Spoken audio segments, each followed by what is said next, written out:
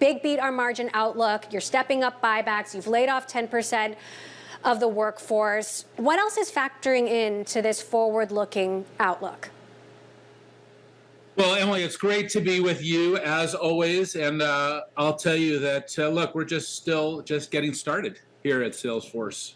And we have reignited our performance culture. You're right. We've taken drastic actions. And well, you can see the results are just incredible in the quarter. We've really made an incredible transformation here at Salesforce. You can see 29.2% margin for the quarter. You can see we hit record revenue levels, $8.4 billion. We're now one of the very largest software companies in the world. And you saw the record cash flow for the year, $7.1 billion. These incredible financial performances is really the result of the great work of all of our Ohana, our employees here at Salesforce. And they've done a great job. And we're continuing to deliver great results for our shareholders, as you can see from the results from today. Shares are up 18% after hours. But look, you are in a very unusual situation here. You've got 5 different activist investors who've taken stakes in the company, and they have big demands. And I know it's not fun when you have to lay anyone off, but will there be more layoffs? Well, you're right. We have all these great new investors. There was certainly an atypical moment in the market last year where a lot of folks had the opportunity to enter the equity. And I've really enjoyed working with so many of them and listening to them and getting their ideas. And, I love learning from everyone. And I have to tell you, one of them has been incredible for us. He's been around for a while at Salesforce, probably last year. He was at Dreamforce. I think you saw him. He was at our investor day. Mason Morfitt of Value Act Capital. He was sitting there with his founder, Jeff Ubben, incredible people. And then when we really started talking with Mason to really hear his ideas on distribution strategy and pricing strategy, and also at Mason's, a lot of it, he was on the board of Microsoft for 5 years, so he's incredible expertise in our industry, which is really special. We are like, we would love to bring him onto the board, and that's what we did. And that's a great example where activists can add a lot of value to your company, and I couldn't be more thrilled to have him as part of our Ohana. But what about the layoff question? Are you expecting more headcount reduction in the future, whether it's because of the activist investors or, a very difficult global economic situation that we all find ourselves in? Well, let me explain to you actually the real story, which is that in calendar year 2021, the tech industry, including Salesforce, had the best year we've ever had. You know that. You covered it really well. Everyone had a record performance, including Salesforce. The fourth quarter of fiscal year 22, which was that last quarter of 2021, Emily, that was like our best quarter of all time. But then you know what the story is of 2022 as well, where we started to see unusual market conditions, currency changes.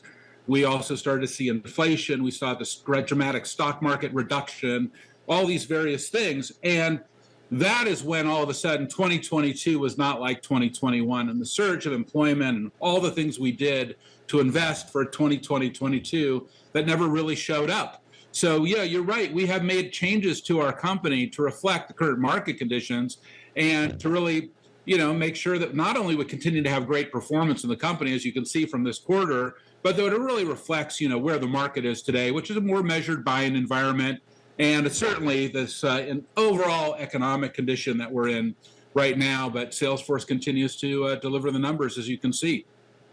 You disbanded the M&A committee, and M&A has been a huge part of your history and recent history. Does that mean no more M&A? Emily, you're right. We've done some great acquisitions here in the company. So we've had some incredible success stories. MuleSoft is an amazing one. ExactTarget from almost 8 years ago in Indianapolis. It's why we're the biggest tech employer in Indiana. And of course, Tableau, the amazing business intelligence platform that's now integrated with our data cloud, and Slack, which I know that you use every day.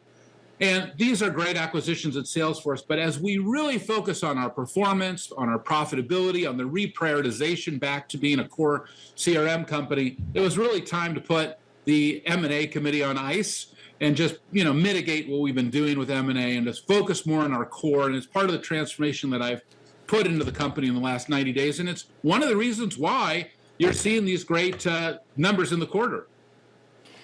Now, the criticism of activists is that sometimes when you look at the performance of their funds, it's not much better than the companies that they're targeting. When you look at these investors that you're working with, how are you thinking about whether you should even be taking their advice, whether you cave or compromise or stand your ground? Well, Emily, it's hard to compare Salesforce to any other entity or equity because you know that since I took the company public in 2004, we've delivered more than 4,000, heading to 5,000, maybe more percent for our shareholders. So, I never compare myself to anyone else because our performance has been so incredible and it's been so widely recognized by the most important business entities all over the world. But I can learn from anyone. I maintain what the Japanese call shoshin, the beginner's mind. In a beginner's mind, you have every possibility, but in the expert's mind, you have few. And when you're dealing with folks like this, you have to have an open mind. You have to have an open heart, and you have to be ready to listen because you never know where a great idea, it can come from anywhere. A lot of well-respected people have left the company, including your former co-CEO, Brett Taylor, Stuart Butterfield, the founder of Slack. What do you say to the folks who are worried about a talent drain, who are worried that maybe the company or maybe the person running it is the problem? And what is the succession plan going forward? Well, you can take a look at the performance of the company to see how it's doing. And I don't think there is a software company with a better bench by product unit, by operating unit, by geography. And well, Emily, I guess I am the highest performing CEO of the last 2 decades. If that's your question, I guess you could ask Harvard or Yale to comment on that. I think you know the numbers yourself, and I'm teasing with you. But the reality is, Emily, is that we always take succession very seriously at Salesforce. I've always had a strong successor in place. That's a true statement. You follow the company very closely yourself. And that person, we have that person here at Salesforce, and we continue to develop and grow all of our talent. That's a core part of our mission. We're actually getting headlines in from Elliott as we speak. They're saying they've been in very substantive dialogue with Salesforce, that the announcements today show progress. So they seem to be liking what they see. I want to ask you about another activist investor, Strive Asset Management. And, you and I have talked about your passion for social causes for many years now. Strive is saying that you shouldn't be using Salesforce as a platform for social change, that, slamming the wokeness, if you will, of the company. How do you respond to that?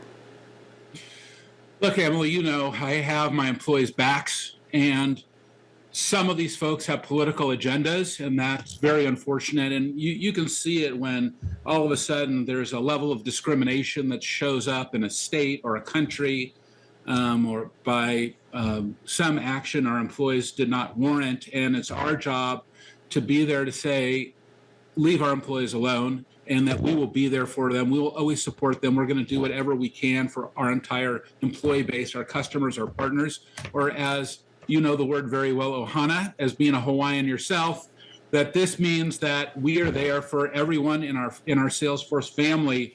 And that doesn't suit everyone because there's folks who want their way in the world. And really, we just want to make sure our employees get the love and respect and dignity that they deserve.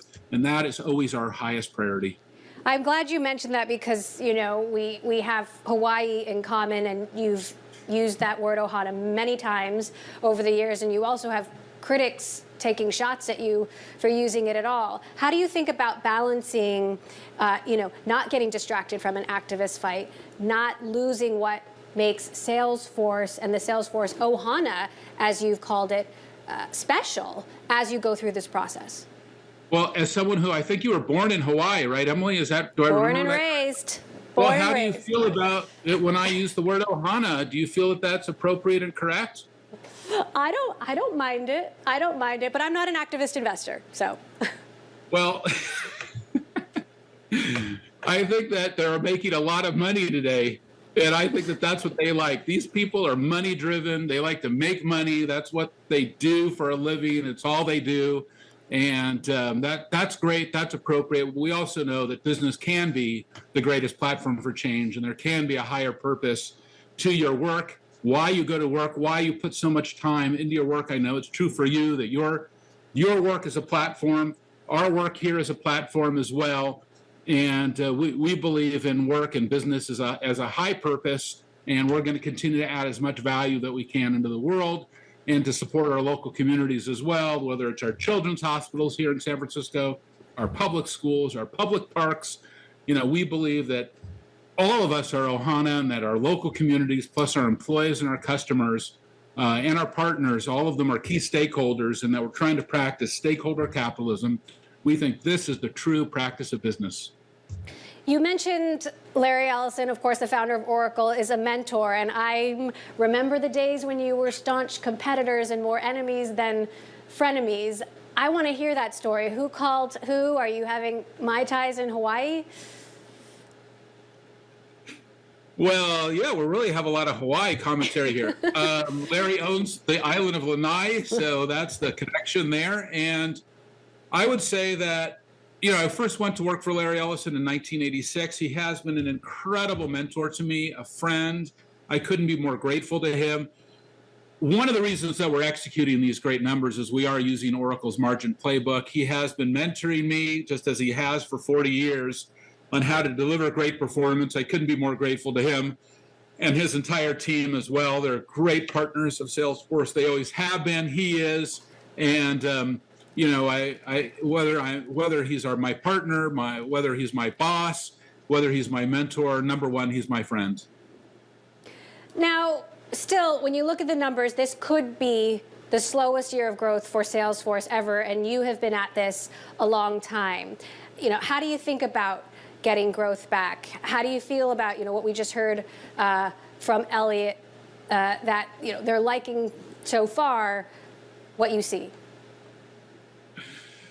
Well, who doesn't like what they see? We just delivered a 17% growth number, and we're delivering more than 10% growth this year, plus extraordinary margin growth. That is, we delivered over 4 points of margin this year, and 4.5 points of margin are projected for next year. There's a lot to love there, and the cash flow is just extraordinary, all while delivering record low attrition, which speaks to our customer success and our innovation. So there's a lot to love in these numbers, and all of our shareholders are obviously pleased today with what is going on. I am, certainly as one of our largest shareholders myself, and I think that's the most important thing, that we did it, not just great performance with great values, core values, and by not sacrificing who we are to make this happen.